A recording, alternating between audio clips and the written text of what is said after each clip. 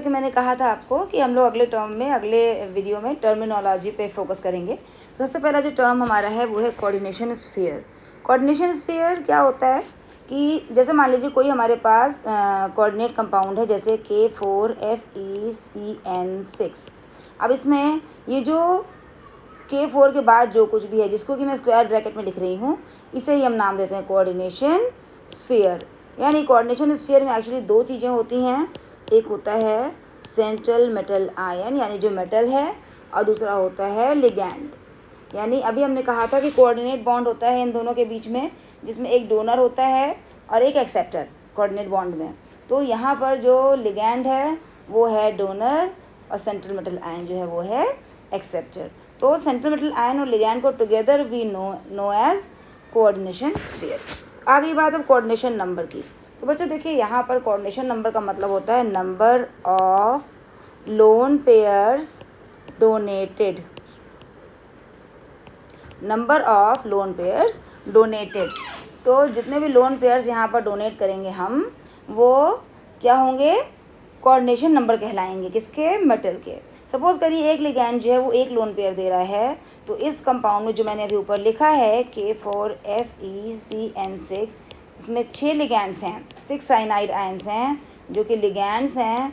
हर cyanide एक lone pair दे रहा है, तो 6 लिगैंड्स हैं, 6 लोन पेयर देंगे, इसलिए कोऑर्डिनेशन नंबर यहाँ पर क्या हो जाएगा? 6 हो जाएगा। उसी प्रकार से अगर मैं लेना चाहूँ टेट्रामीन क्यूप्रिक सल्फेट, मैंने क्या लिया? टेट्रामीन क्यूप्रिक सल्फेट CuNH3,4SO4, ये हमने लिया। इस कंपाउंड में भी ये अमोनिया जो है वो एक लोन पेयर देता है, 4 अमोनिया है, तो coordination number of copper here is 4। Okay, अब आता है चार्ज ऑन कोऑर्डिनेशन स्फीयर। ये तो सिंपल है। चार्ज ऑन कोऑर्डिनेशन स्फीयर कैसे निकालते हैं हम लोग? जैसे मान लीजिए हमारे पास कोई एक मॉलिक्यूल, सिंपल हम लोग कोई ऐसा मॉलिक्यूल लें जो कि हम कोऑर्डिनेशन कंपाउंड की बात ना भी करें, कोई एक नॉर्मल कंपाउंड हम लेते हैं AB। इस कंपाउंड में जो A का जो चार्ज है या वैलेंसी है या ऑक्सीडेशन नंबर है वो हम B की तरफ लिखते हैं, और जो B की है वो हम A की तरफ लिखते हैं। अगर मैं इसे कलर कोडिंग करूं, तो अगर मैंने सपोज़ ये A को रेड किया और B को येलो कर दिया, तो B की वैलेंसी इज़ रिटन हियर और A की वैलेंसी इज़ रिटन हियर। तो ये चीज़ आपको ध्यान रखना है, यानी यहाँ पर ये क्रॉस्ड होता है, जो वैलेंसी है वो क्या होती है? क्रॉस्ड होती है। तो अब सपोज़ करिए हमारे पास यही वाला कंपाउंड है, इसी को मैं लेके बताती हूँ आपको, K4FeCN6। ठीक है, सबसे पहले आपको आइडेंटिफाई करना है कोऑर्डिनेशन स्फीयर, उसके ऊपर हमने स्क्वायर ब्रैकेट लगा लिया ऐसे। अब हमने क्या कहा? इसको पूरे को मान लिया B, ये हो गया K मतलब A। तो A की वैलेंसी B की तरफ और B की वैलेंसी A की तरफ। तो यहाँ पर जो B है, यानी जो कोऑर्डिनेशन स्फीयर है, उसकी वैलेंसी यहाँ लिखी होगी 4 और A की वैलेंसी यहाँ लिखी होगी 1। कुछ नहीं लिखा है मतलब ये क्या है? यहाँ पर 1। यहाँ कुछ भी नहीं लिखा मतलब ये क्या है? 1 है। जहाँ कुछ नहीं लिखा उसको आप 1 समझेंगे। तो यहाँ पर पोटेशियम की वैलेंसी होती है +1, और क्योंकि ये प्लस है तो दूसरा वाला माइनस होगा, कोऑर्डिनेशन स्फीयर जो है माइनस होगा, और माइनस के साथ की वैल्यू कितनी होगी? 4, क्योंकि उस तरफ क्या लिखा हुआ है? 4 लिखा हुआ है। उसी प्रकार से इसमें एक और चीज़ क्रॉस चेक करने की है कि आपने जब लिख लिया उसके बाद आप देखिए कि ओवरऑल जो वैलेंसी है वो मिलाकर 0 हो रही है कि नहीं।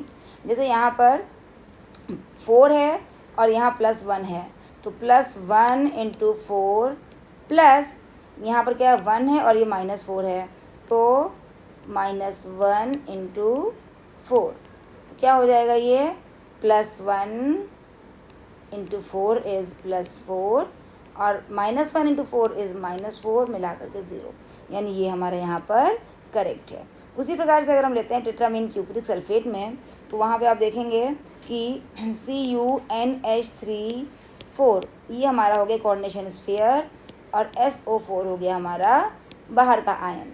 ठीक है, अब हम SO4 की वैलेंसी यहाँ लिखेंगे, यानी अगर हम SO4 को इस ब्रैकेट में दिखा रहे हैं तो उसकी वैलेंसी यहाँ लिख रहे हैं हम, और ये जो टेट्रामीन क्यूप्रिक आयन है जिसको हम येलो से दिखा रहे हैं स्क्वायर ब्रैकेट में, इसकी वैलेंसी हमने यहाँ लिखी। अब यहाँ पे क्योंकि दोनों जगह कुछ भी नहीं लिखा है, कुछ नहीं लिखा है मतलब इसको मान के चलते हैं ये क्या है? दोनों के दोनों 1-1 है। चलो अब इसको क्या लेके चलते हैं? 1-1। तो मैंने यहाँ पे ले लिया, भी 1 है और ये भी 1 है। अब क्या होता है कि जो सल्फेट है उसकी वैलेंसी 1 नहीं होती, इसकी वैलेंसी कितनी होती है? नॉर्मली 2 होती है। कैसे पता हमें? कोई एक कंपाउंड का सोच लीजिए, जैसे आपने सोचा H2SO4, तो H2SO4 में इसकी वैलेंसी कितनी लिखी हुई है यहाँ पर? 2। H की कितनी होती है +1, तो सल्फेट की होती है -2। अब -2 हमें पता है, वहाँ -2 होती है, लेकिन लिखी कितनी है 1 लिखी हुई है यहाँ पर। देखिए इसके क्रॉस करने पे वैलेंसी कितनी लिखी है 1, तो यानी इसको 2 करने के लिए हमें इसको 2 से मल्टीप्लाई करना होगा। जब हम 2 से मल्टीप्लाई करेंगे तो ये हो जाएगा 2 और ये वाला भी हो जाएगा 2। इसका मतलब अगर सल्फेट की -2 है तो इस आयन की, यानी जो हमारा आयन है कोऑर्डिनेशन स्फीयर के अंदर, जो कॉम्प्लेक्स आयन है, इसकी वैलेंसी पहली बात तो प्लस में होगी और दूसरी 2 होगी, जो हमने यहाँ पर लिखा हुआ है। Am I clear? इस तरह के और एग्जाम्पल हम लोग करेंगे जिससे हमें इसका कॉन्सेप्ट क्लियर होगा। ठीक है, तो वो हम करेंगे क्वेश्चन सेक्शन में। नेक्स्ट हम आते हैं लिगैंड्स।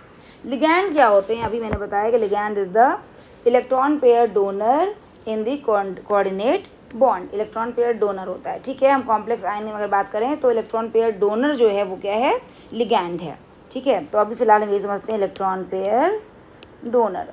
अब बेसिकली जब हम इसको देखते हैं तो ये 3 तरह का हमको दिखाई देगा। वैसे तो उसके टाइप्स अलग भी हम करेंगे, लेकिन बेसिकली जो हम देखने के पहचानना होगा हमें, तो ज़्यादातर ये क्या होंगे, नेगेटिव होंगे। कुछ जगह पर ये न्यूट्रल भी होंगे और बहुत कम जगह पर ये पॉजिटिव होंगे। पॉजिटिव में मेनली जो आपको दिखेगा ज़्यादातर वो दिखेगा नाइट्रोसिल, इसको बोलते हैं नाइट्रोसिल। और ये आपका होता है NH2। NH2 is hydrazine. इस हाइड्रोजीन में एक H हम और ऐड कर दें, ये बन जाए NH3, तो यहाँ प्लस चार्ज आ जाता है। H+ ऐड करने पर प्लस चार्ज आता है, इसका नाम होता है हाइड्रोजेनियम। ये आपके पॉजिटिव लिगैंड्स होते हैं मेनली। बाकी आपके नेगेटिव और न्यूट्रल में बहुत सारे हैं। नेगेटिव में जैसे कि हमने ले लिया Cl-, जैसे कि हमने ले लिया ऑक्जेलेट -2, जैसे कि हमने ले लिया नाइट्रेट -2, जैसे कि हमने ले लिया आपके पास हो सकते हैं F- या Br- OH-, ये सारे के सारे आपके क्या होते हैं, नेगेटिव। न्यूट्रल में हमारे पास है साइनाइड माइनस, है ना। न्यूट्रल में हमारे पास क्या है, जैसे H2O वाटर, जैसे NH3, ये सारे न्यूट्रल हैं, या एथिलीन डाइअमीन, ये सारे हमारे क्या होते हैं, न्यूट्रल लिगैंड्स होते हैं। तो ओवरऑल हमारे पास बहुत सारे लिगैंड्स जो हैं वो न्यूट्रल ही दिखेंगे हमको या फिर नेगेटिव दिखेंगे। पॉजिटिव में हमारे पास बहुत ही कम लिगैंड्स होंगे। वैसे जहाँ जहाँ वो आता जाएगा वहाँ मैं आपको उसके बारे में बताती रहूँगी। नेक्स्ट सेंट्रल मेटल आयन, मैंने बता दिया कि कॉम्प्लेक्स स्पीशीज़ में जो पॉजिटिव आयन है, जो मेटल है, जो पॉजिटिव आयन नहीं है सॉरी, जो मेटल है, उस मेटल को हम लोग सेंट्रल मेटल आयन कहते हैं। सेंट्रल मेटल इसलिए कहते हैं क्योंकि वो चारों ओर लिगैंड से घिरा हुआ है। उस मेटल की जो वैलेंसी है, जो उसका उसके ऊपर चार्ज स्टेट है, उसे हम कहते हैं उसका ऑक्सीडेशन नंबर।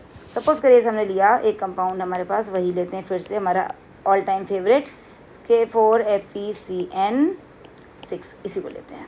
अब यहाँ पर हमें निकालना है charge on this oxidation number of the central metal ion. सबसे पहले आप बताएंगे मुझे सेंट्रल मेटल आयन क्या है, यहाँ पर वो है Fe। ये क्या है हमारा सेंट्रल मेटल आयन।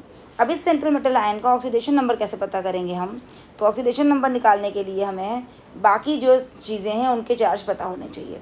हमने क्या देखा कि यहाँ पर जो पोटेशियम है उसके ऊपर कितना चार्ज है, +1। साइनाइड पे कितना होता है, -1 होता है। और सारा मिला करके जो चार्ज है, जो ऑक्सीडेशन नंबर है, वो 0 होनी चाहिए। तो पोटेशियम में कितनी हो गई, +1। कितने पोटेशियम हैं, 4 हैं। ठीक है, पोटेशियम ख़त्म।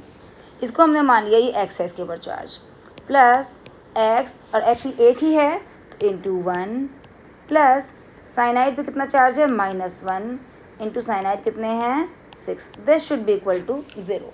तो क्या हो गया हमारा, +4 + X - 6 = 0। तो X क्या आ जाएगा हमारा, ये आ जाएगा +2। तो यहाँ पर जो X है इसके ऊपर चार्ज है वो कितना है, +2, इसलिए इसको हम क्या कहते हैं, oxidation number of iron is +2। उसी प्रकार से एक और कंपाउंड लेते हैं हम लोग। हमने ले लिया COCl6 और इसके बाहर है हमारे पास सपोज करिए K3। ठीक है, अब यहाँ पे भी सेम काम करते हैं हम। इसके ऊपर +1 चार्ज हमें पता है, Cl पे -1 हमें पता है, तो क्या हो जाएगा, +1 × 3, कोबाल्ट पे मान लीजिए X है, +1 × 3 किसका हो गया, पोटेशियम का हो गया, प्लस X हो गया कोबाल्ट का, X × 1 इज़ X, प्लस -1 हो गया Cl का, और 6 Cl हैं, कितना हो जाएगा ये, +3 + X - 6 should be equal to 0। तो X = क्या आ जाएगा हमारा, +3। तो यहाँ पर इसके ऊपर कितना चार्ज आ जाएगा, +3। इस तरह से हम लोग ऑक्सीडेशन नंबर निकाल सकते हैं, ठीक है। और एग्जाम्पल आते जाएंगे, वहाँ हम लोग करेंगे इसको। नॉमेनक्लेचर में ज़्यादा हमें इसकी ज़रूरत पड़ेगी तो हम यहाँ पर उसे और ज़्यादा एग्जाम्पल्स इसके एक्सप्लोर करेंगे।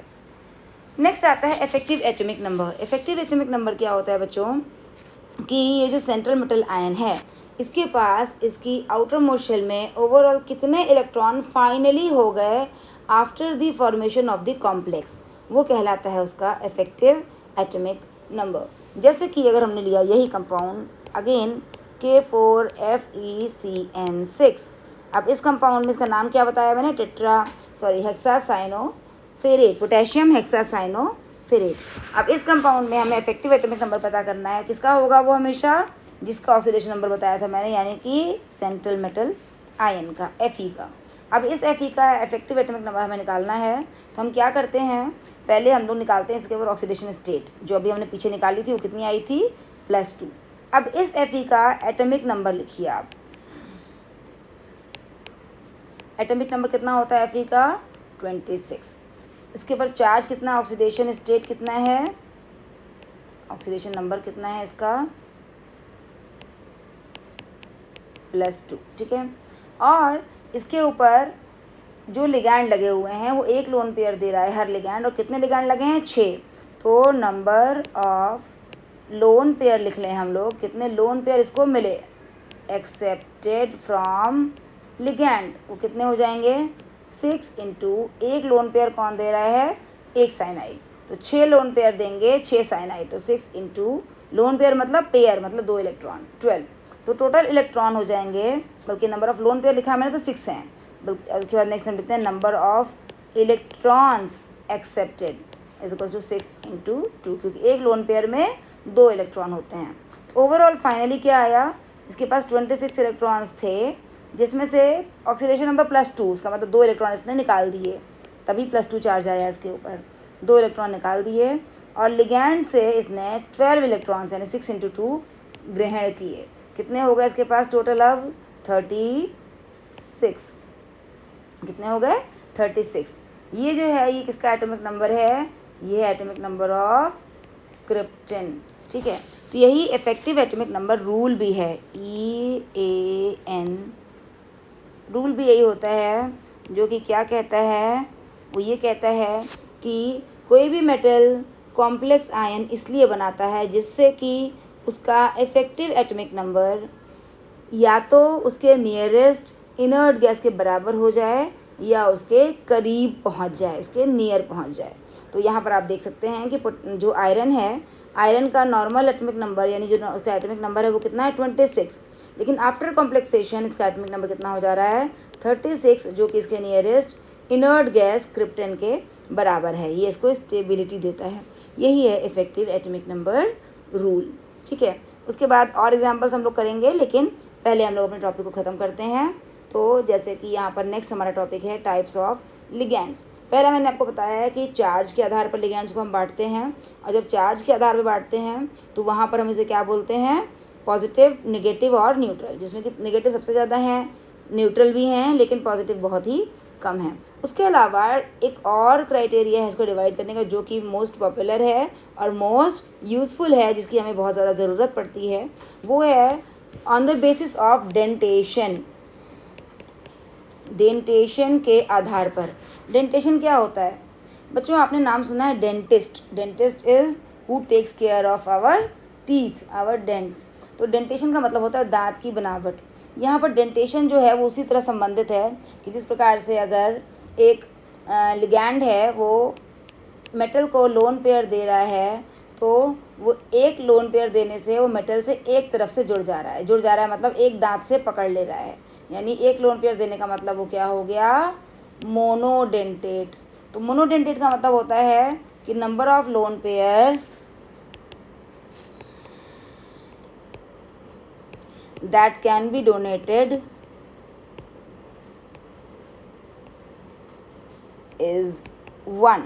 एक लोन पेयर जो लिगैंड दे सकें उन्हें हम कहते हैं monodentate. For example Cl-, for example Cn-, CO carbonyl group, ये न्यूट्रल होता है कार्बोनिल, आपका याद रखेंगे। इसके अलावा OH-, H2O, NH3, ये सारे के सारे एक ही लोन पेयर देते हैं। बेशक यहाँ पर ऑक्सीजन के पास 2 लोन पेयर है, लेकिन वो देता एक ही है। वजह क्या है बच्चों कि ये जो लोन पेयर्स हैं इसके पास, इनके बीच में एंगल इस प्रकार से होता है कि वो एक लोन पेयर अगर मेटल को देगा तो दूसरा लोन पेयर उसको दे नहीं पाएगा, यानी उनके बीच में 90 डिग्री या अधिक का एंगल होगा, जिसकी वजह से ये लोन पेयर एक साथ डोनेट नहीं कर सकता। मेटल को अगर एक लोन पेयर देगा तो दूसरा वाला नहीं दे पाएगा। सेम मेटल को दूसरे मेटल को दे सकता है, लेकिन सेम मेटल को वो लोन पेयर टुगेदर यानी एक साथ दे नहीं पाएगा, क्योंकि दोनों लोन पेयर अलग अलग डायरेक्शंस में होते हैं। तो इसलिए ऐसे जो ग्रुप्स हैं वो मोनोडेंटेट ही बर्ताव कर सकते हैं। ठीक है। दूसरा है पॉलीडेंटेट। पॉलीडेंटेट का क्या मतलब है? पॉलीडेंटेट का मतलब है कि ये एक से अधिक लोन पेयर डोनेट कर सकता है। अब एक से अधिक में कई तरह के हो सकते हैं, जैसे बाईडेंटेट। सपोज हमने लिया बाईडेंटेट, नाम से क्लियर है कि 2 लोन पेयर दे सकता है। 2 लोन पेयर कब देगा? जैसे कि एक कंपाउंड है हमारा EN, which is short form for ethylenediamine. Ethylenediamine. अब एथाइलिन हम लोग लिखने पहले, ये कौन सा कंपाउंड है हमारा? ये है एथाइलिन। अब इस एथाइलिन में एक बॉन्ड हम रिमूव कर दें। इस एथाइलिन में एक बॉन्ड हमने रिमूव कर दिया। जब एक बॉन्ड यहाँ से रिमूव किया तो इधर और इधर बॉन्ड एक फ्री हो गया। जब ये फ्री हुआ, इस पर हमने अमीन ग्रुप लगा दिया NH2, ये बन गया हमारा एथाइलिन डाईअमीन। ये कंपाउंड, इसमें 2 नाइट्रोजन हैं तो दोनों एक लोन पेयर दे सकते हैं, इसलिए ये बाईडेंटेट की तरह बर्ताव करता है। दोनों लोन पेयर इसके एक एक लोन पेयर, दोनों लोन पेयर सेम मेटल को भी दे सकता है और अलग अलग मेटल को भी दे सकता है। इस तरह से क्या हो गया? बाईडेंटेट हो गया। उसी प्रकार से ऑक्जेलेट। ऑक्जेलेट होता है हमारा ऑक्जेलिक एसिड से बनता है। ऑक्जेलिक एसिड अगर मैं सीधे से लिखूँ तो ये है हमारा COOH COOH। इसी को हम लोग कई बार इस तरह से लिखते हैं COOH COOH। ये है हमारा ऑक्जेलिक एसिड। अब इस ऑक्जेलिक एसिड में अगर मैं यहाँ से H रिमूव कर दूँ H+ के रूप में, तो यहाँ आ जाएगा माइनस चार्ज। ये जो कंपाउंड है ये 2 लोन पेयर डोनेट कर सकता है। इसको हम लोग OX से दिखाते हैं और -2 लगा देते हैं। ये है ऑक्जेलेटो। ठीक है। तो OX का मतलब है this is short form for oxalate ion. ये भी एक बाईडेंटेट लिगेंड है। तो इस तरह के जो कंपाउंड्स होंगे वो बाईडेंटेट कहलाएंगे, जो कि 2 लोन पेयर एक साथ डोनेट कर सकते हैं, सेम मेटल को भी अलग अलग मेटल को भी। ठीक है। अब दूसरा है हमारा बाईडेंटेट के बाद ट्राइडेंटेट। ट्राइडेंटेट अगर मैं दिखाऊं आपको तो एक एग्जांपल इसी से बना रही हूँ, एथिलीन डाईअमीन से ही हम लोग कन्वर्ट करके दिखाएंगे। देखिएगा ट्राइडेंटेट। ट्राइडेंटेट क्या हो गया? ये हमारा एथाइलिन था, डाईअमीन था। अब ये जो था एथिलीन डाईअमीन था वो 2 लोन पेयर दे सकता था, लेकिन अगर मैं इसको 2 लोन पेयर देने से पहले थोड़ा और मॉडिफाई करूं, यहाँ से एक H मैंने कम कर दिया। यहाँ पर H था ना, उस H को मैंने कम कर दिया तो एक बॉन्ड फ्री हुआ। उस बॉन्ड पे मैं फिर से एथाइलिन लगा दे रही हूँ और उसके ऊपर एक बॉन्ड जो इधर फ्री है उस पर हमने NH2 लगा दिया। इस केस में एक लोन पेयर, बल्कि मैं रेड से दिखाती हूँ, एक लोन पेयर, दूसरा लोन पेयर और ये तीसरा लोन पेयर, ये 3 लोन पेयर एक साथ डोनेट कर सकता है। तो इसका जो नाम होता है वो होता है यहाँ पर डाईएथिलीन ट्राईअमीन है, तो हम लोग कहते हैं डाईएन। इसको शॉर्ट फॉर्म है इसका डाईएन, डाईएथाइलिन ट्राईअमीन। नाम लिख दे रही हूँ जिससे आपको ये समझ में आ जाए पूरी तरह से। दिस इज डाईएथाइलिन ट्राईअमीन, शॉर्ट में इसको हम लोग डाईएन कहते हैं। ठीक है। अब फोर्थ है हमारा टेट्राडेंटेट। टेट्राडेंटेट में हम इसी को बढ़ा देते हैं आगे। एग्जाम्पल देख लेते हैं हम लोग, जैसे CH2 NH2 हमने लिया था, फिर यहाँ से एक H हमने हटा दिया, एक H हटाया, एक बॉन्ड फ्री हुआ और फिर यही ग्रुप उस पर हमने दोबारा से लगा दिया CH2 NH2। इस केस में अब हमारे पास 4 लोन पेयर हो गए जिसको ये डोनेट कर सकता है, क्योंकि 4 नाइट्रोजन हो गए। इसका नाम हो जाएगा ट्राईएथाइलिन ट्राईएथाइलिन टेट्रामीन।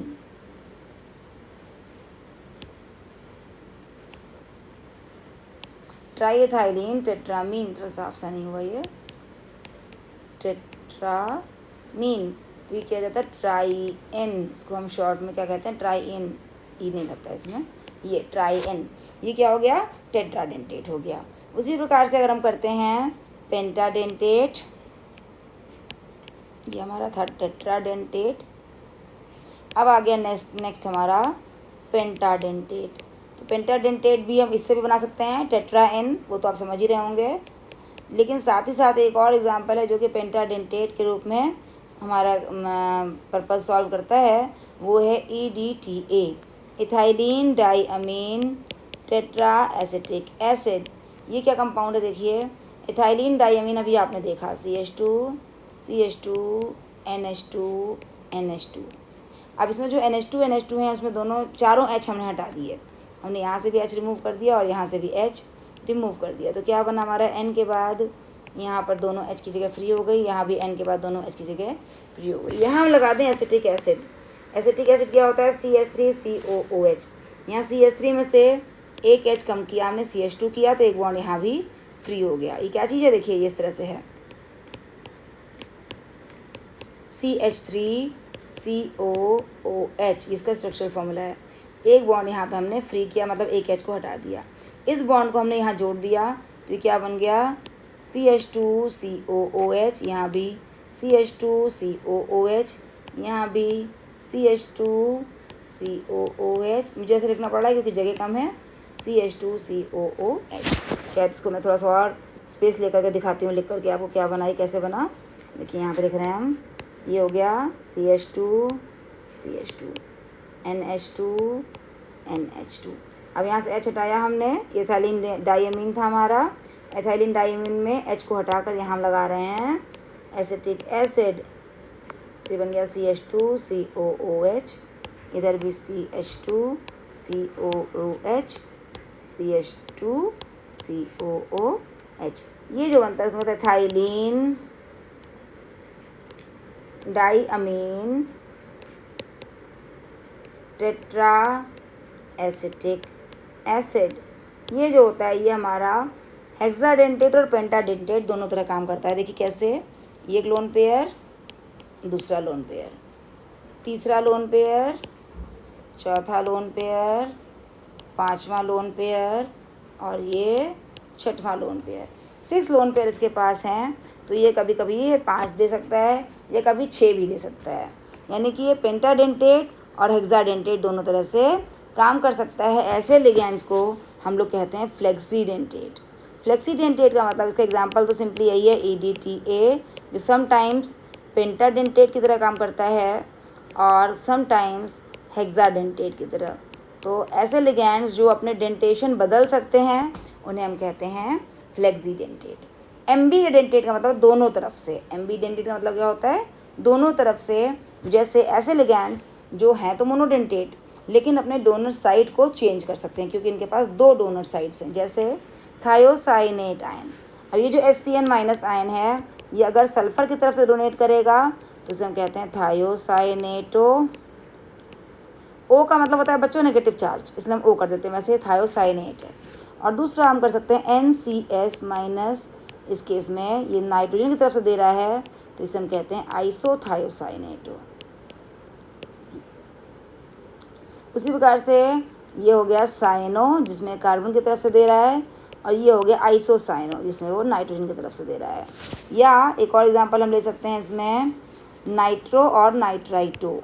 ये N से जब देता है, N की तरफ से, this is known as nitro, और जब ये O की तरफ से देता है तब इसे हम कहते हैं नाइट्राइटो। ठीक है, तो ये जो है एम्बीडेंटेट लिगेंड्स के एग्जांपल्स हैं जो कि अपनी जो डोनर साइट है वो चेंज कर सकते हैं। यहाँ डोनर साइट N है, यहाँ डोनर साइट O है, O की तरफ से दे रहा है, दूसरे में N की तरफ से दे रहा है। डोनर साइट जब बदल जाती है उसे हम कहते हैं एम्बीडेंटेट। और एक और लास्ट हमारा एग्जांपल है ब्रिजिंग लिगैंड का टाइप है, लिगैंड का टाइप है ब्रिजिंग लिगैंड। ब्रिजिंग लिगैंड ऐसे लिगैंड्स होते हैं जो कि नॉर्मल केस में मोनोडेंटेट हैं। मोनोडेंटेट का मतलब जैसे हमने भी लिया H2O, इसके पास दो लोन पेयर हैं, लेकिन उस सेम टाइम पे दोनों लोन पेयर एक ही मेटल को नहीं दे सकता क्योंकि दोनों की डायरेक्शन अलग अलग है। इस केस में ये दूसरा लोन पेयर है, कभी कभी ये इसको दूसरे मेटल को डोनेट कर देता है। तो जब ये दूसरे मेटल को दे देता है तो इस केस में ये इन दोनों मेटल के बीच में एक लिंक का काम करता है, दोनों मेटल्स को जोड़ देता है, उसका एक बीच में एक ब्रिज का काम करता है। तो उसे हम लोग उस समय ब्रिजिंग लिगैंड कहते हैं। ये लिगैंड क्या कहलाता है हमारा? Bridging ligand. तो इसी के बाद ये टॉपिक यहाँ पे मैं ख़त्म करती हूँ, और अगला वाला जो टॉपिक है वो हम लोग अब करेंगे theories related to coordinate bonds. तो यहाँ पे इसको मैं ख़त्म करती हूँ। थैंक यू, मिलते हैं नेक्स्ट वीडियो में। Bye bye.